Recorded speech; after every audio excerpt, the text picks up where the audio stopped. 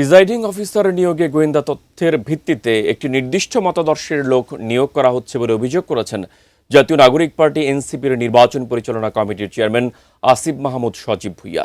মঙ্গলবার সন্ধ্যায় বাংলা মোটর দলীয় কার্যালয়ে সংবাদ সম্মেলন করে এই অভিযোগ করেন তিনি।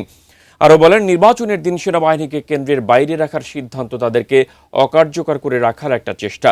তিনি দাবি করেন, রাষ্ট্রীয় প্রতিষ্ঠান নির্দিষ্ট একটি দলের হয়ে কাজ করছে এবং নির্বাচন কমিশন স্পষ্টভাবে একটি দলকে সহযোগিতা করছে।